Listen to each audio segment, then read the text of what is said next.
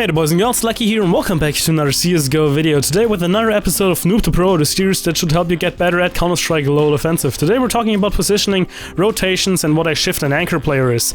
As you all know, Noob to Pro is a two-part series, meaning on Mondays you always get a big tutorial video like this one explaining things about the game and maybe a training routine of what you should be doing. And then on Tuesday I'll be streaming and basically we'll be doing some live teaching as well as answering your questions about the last or the most frequent Noob to Pro episode. But I'd say let's get right into it. Alrighty, so now let's talk about positioning. So first of all, make sure that you've seen the previous Noob to Pro episode about peeking and holding angles like that, because that's basically just a quick recap about positioning of that episode. So to really quickly remind you guys, if you're out in the open like this is obviously bad positioning. You're too far away to hide behind this piece of cover, and you're also too far away to hide behind this piece of cover. Now there's another kind of cover which is called noob corners or noob spots, which is a position you kind of commit to, like this one. You cannot like switch cover anymore. You're kind of stuck right here, so you gotta make it work. However, even these kind of spots, you can still make the best out of them by first playing from here, falling back to this spot, and then to this one, and so on and so forth. So this is basically the positioning.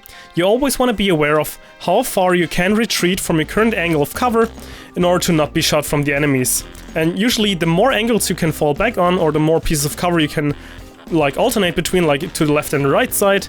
And then again, if you're jumping up here or you started on top, like even using this one or like right here, this is usually better if you got more options at your disposal, and then you can also fall back to this position, smoke that one off, then compete with this right here, smoke it off again or something like that, and this one again.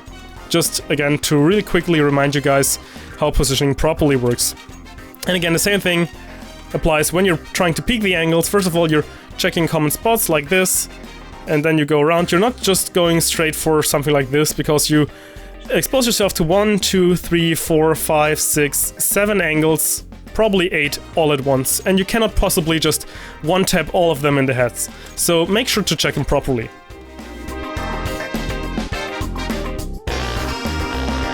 Alrighty, so now that we got that out of the way, we can now talk about rotations, how to rotate and what kind of rotates make sense. First of all, we're going to talk about the problems with rotations, and there are basically 3 kind of problems that you'll encounter. There will be too soon, too late, or the wrong way.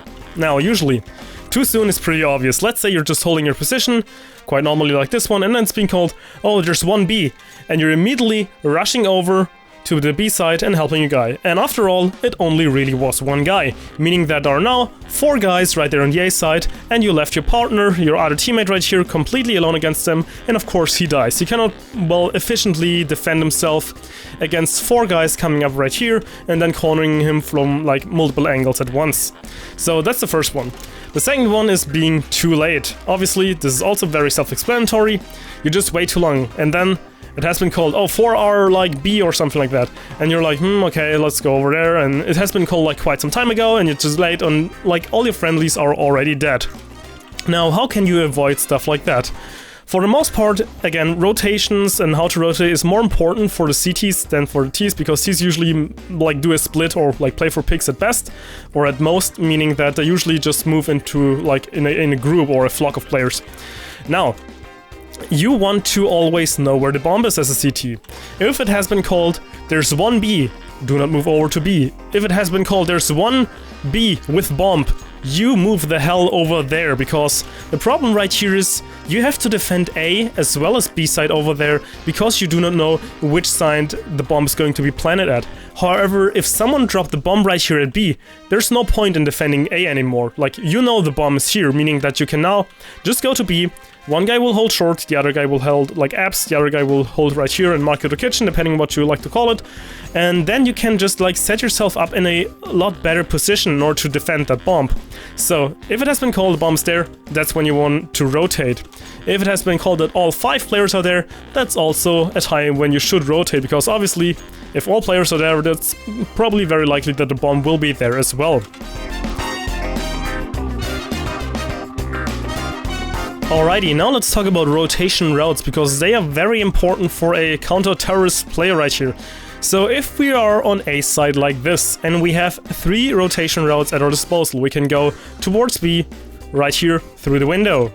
We can go through connector, and then we can go up short, or like underpass. Then we can also go through ramp, T-spawn, all the way behind, through apps.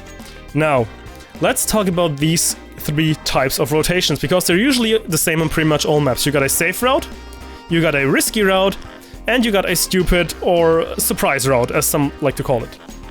Now let's talk about the safe one first. Safe one is usually the best, since it is the fastest as well as the safest. The reason for that is, this is like the main road, or like the main route your friendlies will be taking as soon as you're going into like position to hold their site. Meaning that they most likely established control over the spot. So let's say you got a guy on B right here, another guy on B right here, you got a guy in mid, like this, and you as an A player, you want to rotate to B. It's completely safe to go through the back line like this, because it's completely established control by your team. Now, another thing that you could be doing is the one through connector. Connector is also offering you a couple of things. First of all, you got 2 routes at your disposal. Now, if there's a player of you right here in mid, it's very handy for you to go through here, since you still got somewhat of established control, meaning that you're basically covered. You're not soloing through here, meaning that you're, well, a little safer than without your teammate. However, sometimes this guy already rotated over towards the B side in that case, meaning that you're kind of alone in the spot. And of course, right here, as we said before, it's kind of positioning that comes into play. You never know if someone is lurking right here or back there or something like that.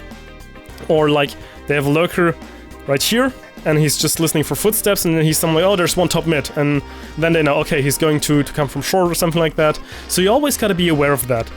In general, this will take you a little longer. However, the benefit of that, and again, that's why it is risky, you're more prone to dying or getting killed. However, you will be establishing another angle at the bomb site. So if you would use a safe route, you would only be able to come from this one.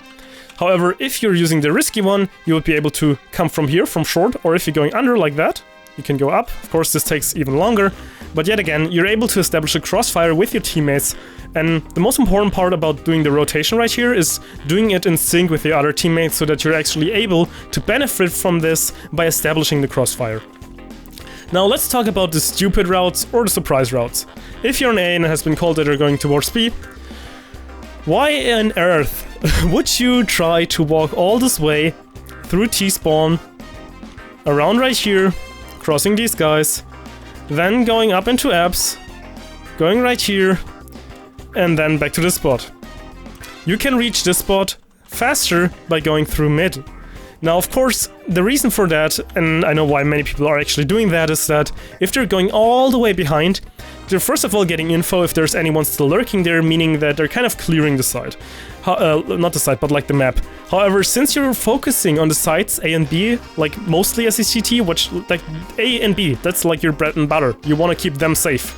So wasting all this time walking around all the way behind the map through their spawn, where like they most likely are not going to be anymore, since they're trying to get towards the site, which you should be at, you're just wasting time and most likely letting your teammates die in the process. So those kind of routes do not make sense unless you're pushing very early and pushing in and no one is here. And then you keep checking and keep checking, okay, no one's there, your other friendly is pushing through palace right here, okay, no one's here, and then you're like, okay, T-spawn clear. You got another friendly in mid and he's checking, okay, there's nothing in mid. So it's very likely that you now have enough info to say, okay, they must be either underpass or in apps, or maybe like hiding towards the top mid area right there. So that's the only time when you want to use the stupid or surprise route. Alrighty, now let's talk about another thing that I also often get, and that is not understanding what a shift player and an anchor player is when it comes to rotating. So usually you have like a setup. So if we fly up in the map right here, we have like one right here towards the A side, another one right there, then we got one guy in mid holding that spot, and then we got two in B. So it's a 2-1-2. It's a pretty basic like principle, and I think like everyone is understanding how this is working by setting up like distributing the player numbers equally across the back line of the map in order to hold the sites effectively. Now, if you are the A player, it's not directly your job to rotate over to B when it has been called that they might be going B.